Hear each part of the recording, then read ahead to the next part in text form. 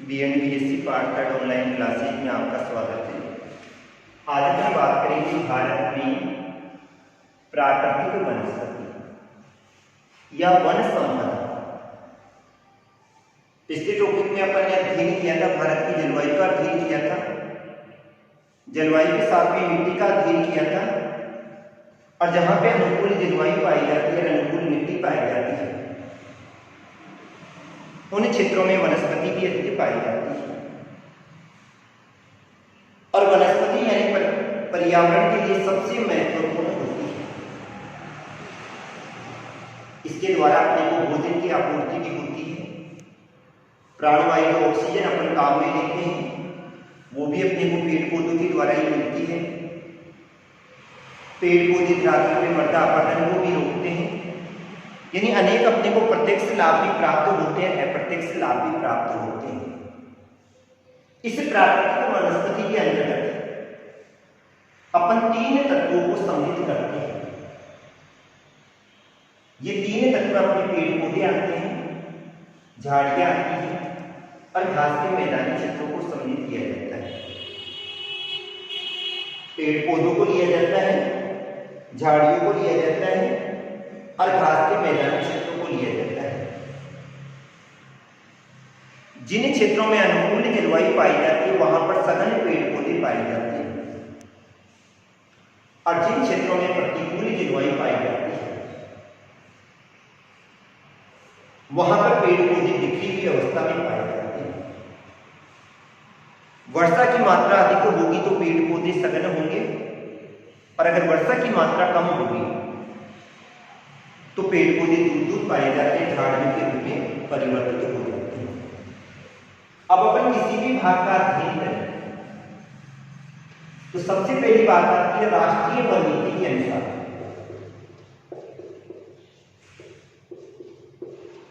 राष्ट्रीय वन नीति के अनुसार किसी भी भूभाग के कम से कम 33% भाग पर क्या होनी चाहिए? वन होनी चाहिए। राष्ट्रीय वन नीति के अनुसार पर्यावरण को संतुलित रखने हेतु किसी भी भूभाग के कितने प्रतिशत भाग पर होनी चाहिए? 33% भाग पर पेड़ पौधे होने आवश्यक है। लेकिन भारत का अध्ययन करें तो भारत के केवल 21.02% भाग पर ही पेड़ पौधे या वन संपदा पाई जाती है।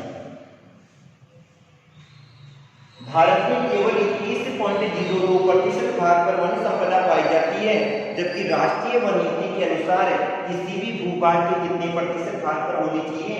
33% भाग पर वन संपदा होनी आवश्यक है।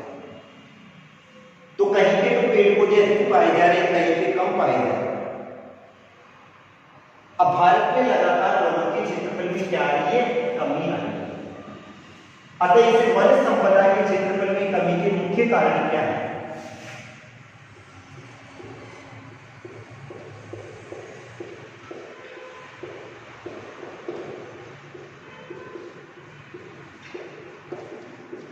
किसने? भारत में। भारत का अध्ययन करें तो भारत में वन संपदा कम पाई जा रही है और लगातार इसमें और भी कमी आ रही है। तो भारत में वन संपदा में कमी के लिए कौन कौन से कारक उत्तरदायी हैं? तो सबसे पहली बात तो आती है जनसंख्या बढ़। कौन सी आ रही है? जनसंख्या बढ़।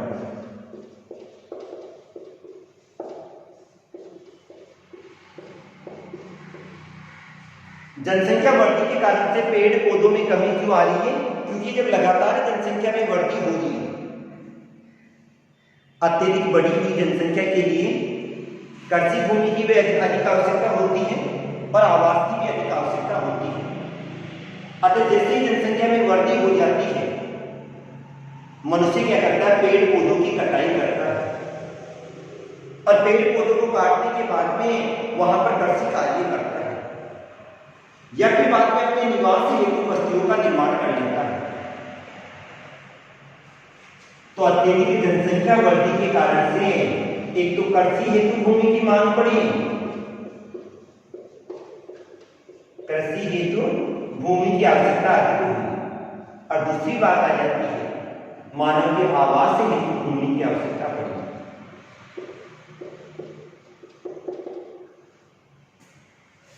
इस कारण से मानव ने क्या किया, पेड़ पौधों को काट दिया और पेड़ पौधों के क्षेत्रफल में क्या आई, कमी आई। दूसरी बात आ जाती है अनियंत्रित पशु चरण।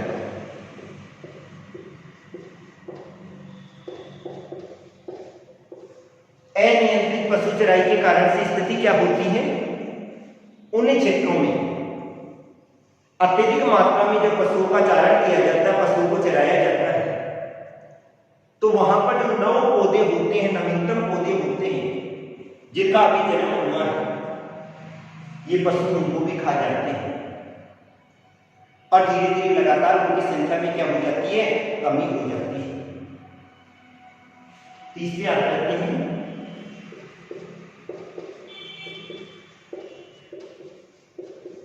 वनों में जो कीड़े लगते हैं या बीमारियां होती है, वनों में लगने वाले जो कीड़े या बीमारियों के कारण से भी क्या होते हैं, लगातार वनों का क्या हो रहा है, विनाश हो रहा है। तो जो बीमारियां हो रही है, कीड़े लग रहे हैं, उनके कारण से भी क्या हो रहा है, लगातार पेड़ पौधों में क्या आ रही है, कमी आ रही है। चौथी बात आती है आदिवासियों द्वारा की जाने वाली कृषि। और कौन सी कृषि करते हैं, झूमी कृषि करते हैं। कौन सी कृषि, झूमी कृषि। इसके कारण से भी लगातार वनों के क्षेत्रफल में क्या आ रही है, कमी आ रही है।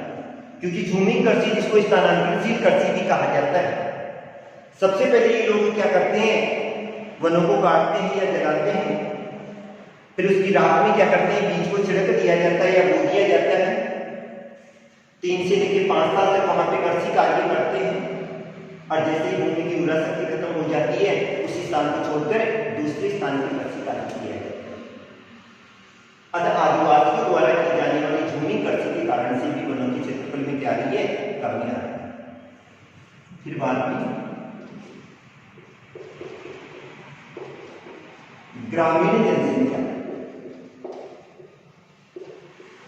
जो ईंधन की आपूर्ति करती है,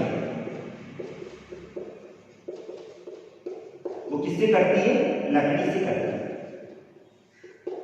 तो ग्रामीण क्षेत्रों के लोग हैं, वो पेड़ पौधों को काटते हैं और उनको काटने के बाद भी जलाने के लिए लकड़ी का उपयोग करते हैं।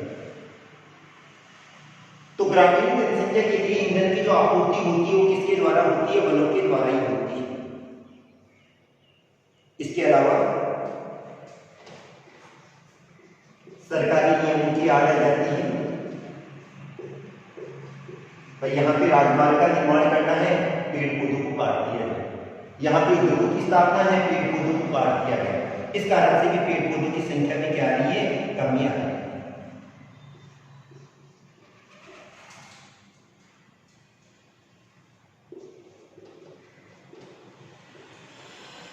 बहुउद्देशीय नदी घाटी परियोजना, जिन क्षेत्रों में अत्यधिक मात्रा में बाढ़ की स्थिति उत्पन्न होती है, वहां पे बांध का निर्माण किया जाता है। और जहां पर बांध का निर्माण किया जाता है, तो वहां पे सबसे पहले पेड़ पौधों को काटा जाता है और इसके कारण से भी वनों के क्षेत्रफल में क्या आ रही है, कमी आ रही है। तो भारत में लगातार वनों के क्षेत्रफल में कमी आने का मुख्य कारण एक तो जनसंख्या बढ़ती है, क्योंकि जनसंख्या बढ़ने के कारण से कृषि भूमि की अधिक आवश्यकता होगी और आवासीय हेतु की भूमि की आवश्यकता होती है। दूसरी बात आ जाती है अनियंत्रित पशु चराई, वनों में कीड़े बीमारियां लग जाती हैं, आदिवासी लोग भूमि कृषि करते हैं, ग्रामीण क्षेत्र में ईंधन की आपूर्ति वनों के द्वारा की जाती है, सरकारी नियमों के कारण से सत्ता का दुरुपयोग करते हैं, बहुउद्देशीय नदी घाटी परियोजनाएं, इनके कारण से लगातार वनों के क्षेत्रफल में क्या हो रही है, कमी हो रही है। अब इसके बाद में आता है वन विनाश से होने वाली हानि।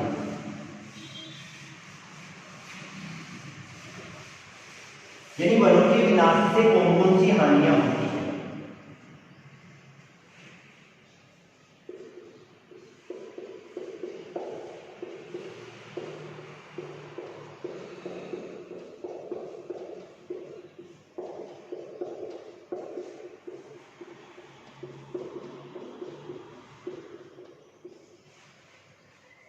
यानी वनों के विनाश से। यानी सबसे पहली बात आती है वनों का देश की जलवायु पे सबसे गहरा प्रभाव पड़ता है। सबसे पहली बात आती है पेड़ पौधे हैं वो वहां की जलवायु को संतुलित करते हैं। अगर वहां से पेड़ पौधों को काट दिया जाएगा तो वहां पर जलवायु असंतुलित हो जाएगी और वर्षा क्या हो जाएगी, कम हो जाएगी। और जब वर्षा कम हो जाएगी तो वहां पे मौसम कैसा हो जाएगा, शुष्क हो जाएगा। और जब मौसम ही शुष्क हो जाएगा तो वहां की स्थिति क्या होगी, भूमि कैसी हो जाएगी, अनुपजाऊ।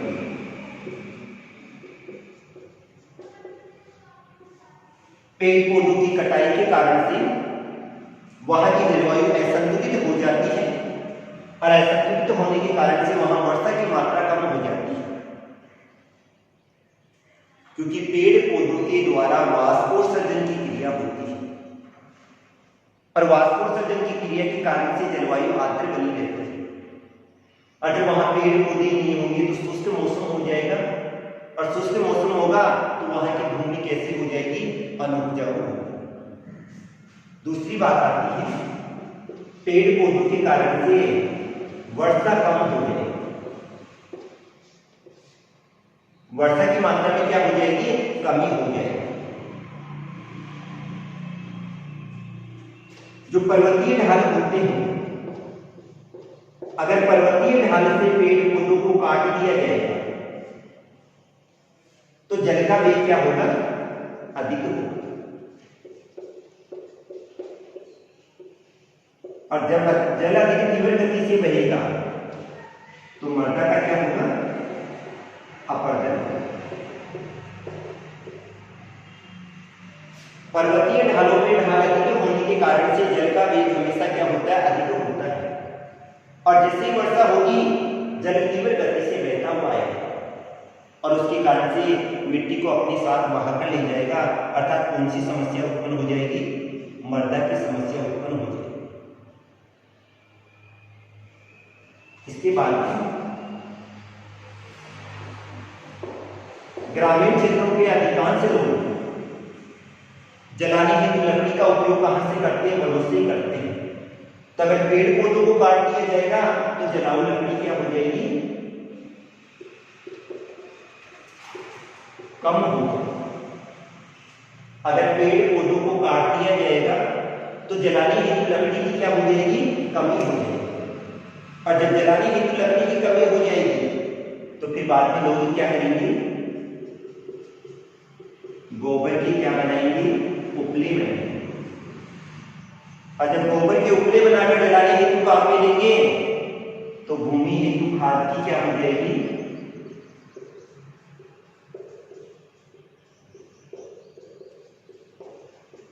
कमी हो जाएगी।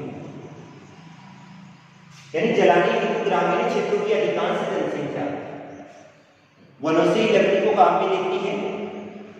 जब लकड़ी की मात्रा कम हो जाएगी तो लोग क्या करेंगे, गोबर के उपले बनाएंगे, बाद में उनको जलाने हेतु काम में लेंगे। जब गोबर को ही जला दिया तो फिर बाद में खाद की क्या हो जाएगी, कमी हो जाएगी।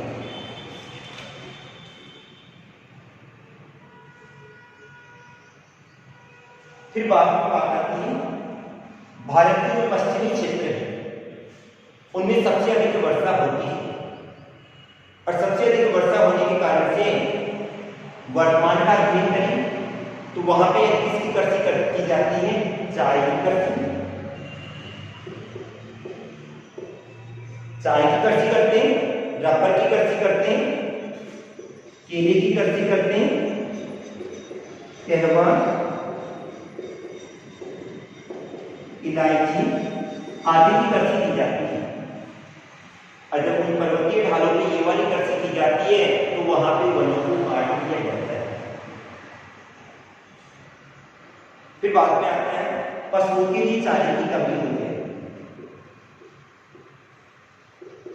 पशुओं हेतु चारे की क्या हो जाएगी, कमी हो जाएगी। क्योंकि आज हम देखते हैं ग्रामीण क्षेत्र के बाहर की चरागाह में भूमि छूट जाती है, जिससे गांव के सभी लोग पशुओं को चलाते हैं। जब वहां से पेड़ पौधों को काट दिया जाएगा तो ग्रामीण क्षेत्र में चारे की क्या हो जाएगी, कमी हो जाएगी, अर्थात पशुओं के लिए चारे की क्या हो जाएगी, कमी हो जाएगी।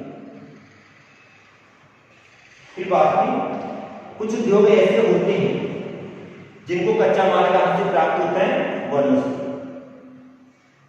अब जिन उद्योग वनों पे आधारित उद्योगों के लिए कच्चे माल की क्या हो जाएगी, कमी होगी।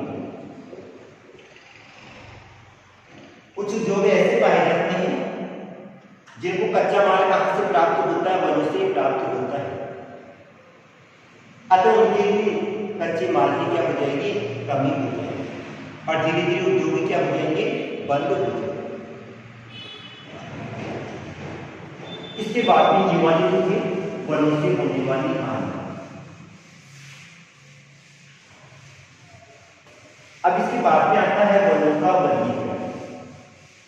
वर्गीकरण किसके आधार पर पढ़ेंगे, अपने प्रशासनिक आधार।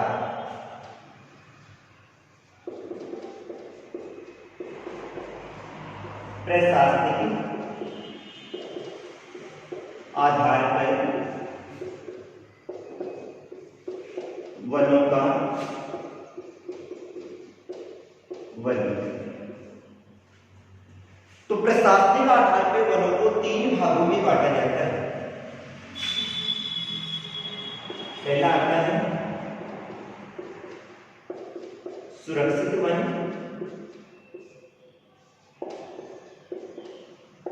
दूसरा आता है रक्षित वन और तीसरा आता है अवर्गीकृत वन।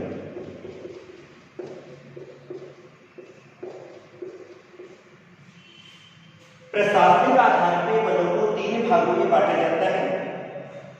एक सुरक्षित वन आते हैं, दूसरे रक्षित वन आते हैं और तीसरे अवर्गीकृत वन आते हैं। सुरक्षित वन किसे कहा जाता है, वे वन जिन पर अधिकार किसका होता है, सरकार का अधिकार होता है। सुरक्षित वन वे वन होते हैं जिनपे सरकार का अधिकार या स्वामित्व होता है, क्या कहलाते हैं, सुरक्षित वन कहलाते हैं। वे वन जिनपे सरकार का स्वामित्व होता है, सरकार के अधीन होते हैं, क्या कहलाते हैं, सुरक्षित वन कहलाते हैं। ये वन किसके लिए महत्वपूर्ण होते हैं, जलवायु के लिए महत्वपूर्ण होते हैं। महत्व किसके लिए होता है इनका, जलवायु के लिए ये वाले वन सबसे महत्वपूर्ण होते हैं। भारत में इन वनों के क्षेत्रफल का अध्ययन करें तो 49% भूभाग पर ये वाली वन पाए। 49% यानी जो भूमि आती है संपूर्ण वन क्षेत्र, उसका 49% वन क्षेत्र किसके अंतर्गत आता है, सुरक्षित वनों के अंतर्गत आता है। अर्थात इन वनों में न पशु चराए जाते हैं और न ही क्या की जाती है, लकड़ी काटी जाती है।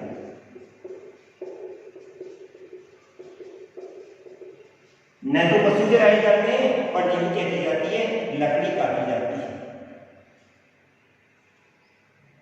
इन वनों का मुख्य उद्देश्य क्या होता है, किस लिए ये काम में आते हैं, तो एक तो बाढ़ से रक्षा की जाती है,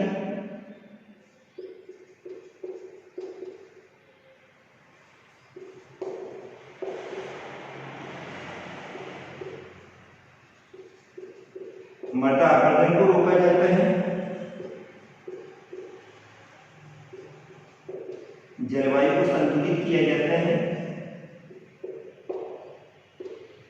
बाढ़ से रक्षा करके मृदा के अपरदन को रोकते हैं, जलवायु को संतुलित करते हैं और वन्य जीव निवास करते हैं, वन्य जीवों का आवास।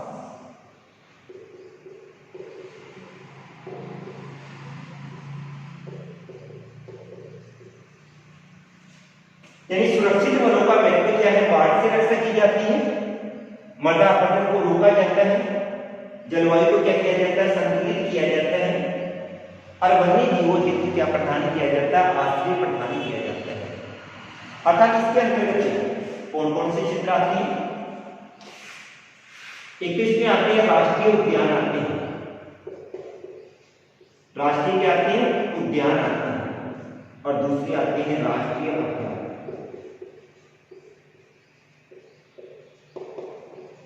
सुरक्षित वन जिनपे अधिकांश सरकार का स्वामित्व होता है, इसमें राष्ट्रीय उद्यानों को लिया जाता है, राष्ट्रीय अभयारण्य को लिया जाता है।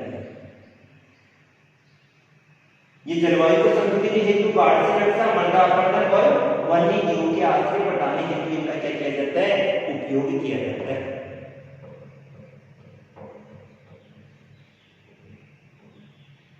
दूसरी बात आती है रक्षित। इन पे भी अधिकार तो किसका होगा? सरकार का ही होगा। लेकिन इस सरकार से अपन आज्ञा लेकर इससे लकड़ी भी काट सकते हैं और पशु चारण भी किया जा सकता है। रक्षित वन जिनके स्वामित्व सरकार का ही होता है, लेकिन सरकार से आज्ञा लेंगे और फिर इनसे लकड़ी की कटाई भी की जा सकती है और पशुचारण भी किया जा सकता है। टोटल वनों का 34% भाग, कितना? 34% भाग इन वनों के अंतर्गत आता है। कुल वन संपदा का 34% जो भाग है वो किसके अंतर्गत आता है? रक्षित वनों के अंतर्गत आता है। और तीसरा आता है अवर्गीकृत वन। अवर्गीकृत वन, इन वनों का अध्ययन करें तो गांव के बाहर वाले क्षेत्र में जो चरागाह भूमि पाई जाती है वो इसके अंतर्गत आती है। कौन सी? गांव के बाहर वाले क्षेत्र में जो चरागाह भूमि होती है वो इसके अंतर्गत आती है। लकड़ी भी काटी जाती है और पशुओं को भी चराया जाता है। क्या किया जाता है? लकड़ी भी काटी जाती है और पशुओं को भी चराया जाता है। 17% भाग इसके अंतर्गत आता है। कितने प्रतिशत भाग? 17% भाग इसमें आता है। अर्थात लकड़ी काटने और पशुओं को चराने हेतु इन पे किसी भी प्रकार की पाबंदी नहीं होती। इन वनों को ग्रामीण क्षेत्रों में भूमिहीन जो किसान होते हैं या भूमिहीन जो लोग होते हैं उन लोगों के लिए जीवन रक्षा का कार्य करते हैं। जीवन रक्षा का कार्य कैसे करते हैं? क्योंकि जिन लोगों के पास भूमि नहीं पाई जाती है वो लकड़ी भी इनसे प्राप्त करते हैं और पशु भी यहीं पे चराते हैं। अतः वहां इनको क्या कहा जाता है? उन लोगों की जीवन रक्षा है। तो किसके लिए? जीवन रक्षा के लिए सबसे महत्वपूर्ण होते हैं। तो ये तो था प्रशासनिक आधार पर वनों का वर्गीकरण। कल अपन अध्ययन करेंगे जलवायु के आधार पर वनों का वर्गीकरण। आज के लिए